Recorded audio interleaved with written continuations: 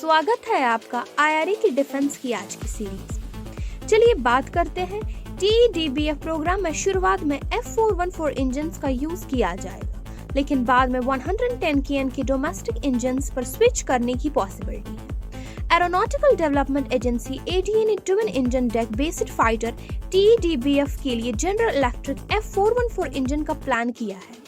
जी हाँ दोस्तों, जो 98 kN थ्रस्ट प्रोवाइड करेगा और इसका रोल आउट 2028 से 2029 तक होने का टारगेट है।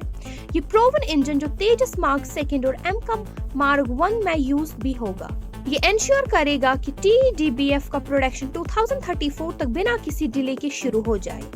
Gas turbo research establishment GTRE ने एक 110 kN का indigenous engine advanced medium combat aircraft AMCA के लिए डेवलप कर रहा है, लेकिन ये TEDBF के इनिशियल प्रोडक्शन के लिए रेडी नहीं होगा।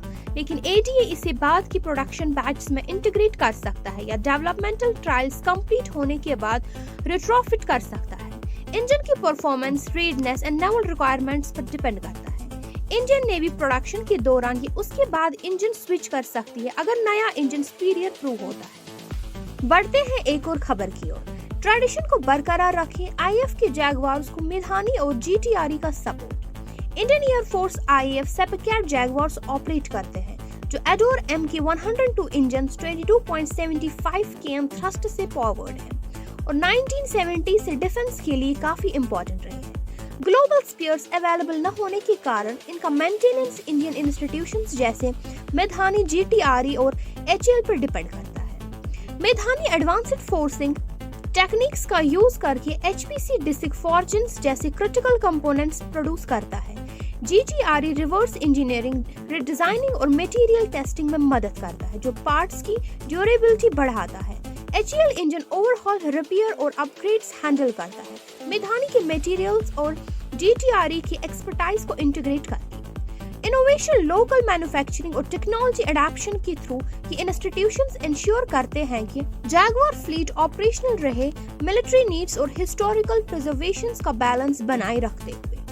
बढ़ते हैं एक और खबर की ओर। इंडिया का एयरबस H125 HAL की LUH मार्क सेकंड सिविलियन से कंप्लीट करेगा। जी हाँ दोस्तों, हिंदुस्तान एरोनॉटिक्स लिमिटेड HAL को एयरबस H125 से टफ कंपटीशन का सामना है, जो Tata advanced systems limited TASL के थ्रू इंडिया में असेंबल होगा। H125 का लोकल प्रोडक्शन कॉस्ट कम करेगा, मेक इन इंडिया इनिशिएटिव से अलाइन करेगा और गवर्नमेंट और सिविलियन मार्केट्स के लिए उसकी अपील बढ़ाएगा। HAL का light utility helicopter LUH promising है, लेकिन सिविलियन सर्टिफिकेशन में डिलेज फेस कर रहा है। H125 से बेहतर पेलोड कैपेसिटी और हाई ऑल्टीट्यूड परफॉर्मेंस होने के बावजूद स्लो प्रोग्रेस का रिस्क है कि HAL अपना मार्केट लॉस कर दे। हेली टूरिज्म, इमरजेंसी सर्विसेज और कनेक्टिविटी के लिए लाइट हेलीकॉप्टर्स की डिमांड बढ़ रही है। HAL को LUH मार्क सेकंड को फास्ट ट्रैक करना होगा। गवर्नमेंट का स्ट्रॉन्ग सपोर्ट, फंडिंग पॉलिसी और प्रोक्योरमेंट में क्रूशियल होगा ताकि HAL कॉम्पिटिटिव रहे और इस अपॉर्चुनिटी का फायदा उठा सके।